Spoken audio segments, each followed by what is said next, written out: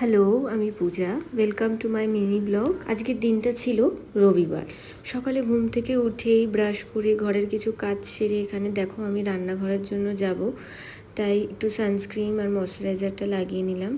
আর এখানে দেখো অনেক দিন পর আমার আজকে বোন এসেছে, তাই ওর একটু পেছনে লাগছিলাম। আর এই যে আমার ছেলেকে দেখো ঝিলাপ নিয়ে বসে পড়েছে। এবার চলে এসেছি রান্নাঘরে। আজকের মেনুতে হচ্ছে ভেন্ডি ভাজা আর মাংসর তরকারি।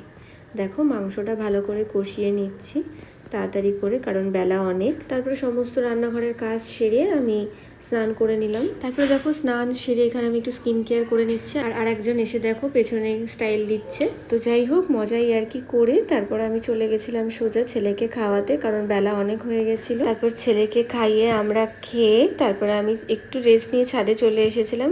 এই যে আজকে ওকে দিয়েছিলাম আমি জামা কাপড় তুলতে। আর এদিকে এখানে ছাদে এসে দেখো আকাশটা দেখে জাস্ট তাকিয়েই রয়েছি। ভাবলাম তোমাদের জন্য একটু ক্লিপ নিয়ে নিই। তারপর একটু রেস্ট নিয়ে সন্ধ্যাবেলা চা খেয়ে দেখো অনেক জামা কাপড় জমেছে, জামা কাপড় সব গুছিয়ে নিয়ে আমি সোজা এসে গেছিলাম রাতের খাবার করতে।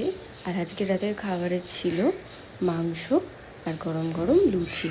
তাই এখানে দেখো আমি লুচিগুলো সব ভেজে নিচ্ছি। তারপর সব লুচি ভেজে আমরা খাওয়া দাওয়া করে এখানে দেখো একটু আইসক্রিম খেয়ে নিয়েছিলাম।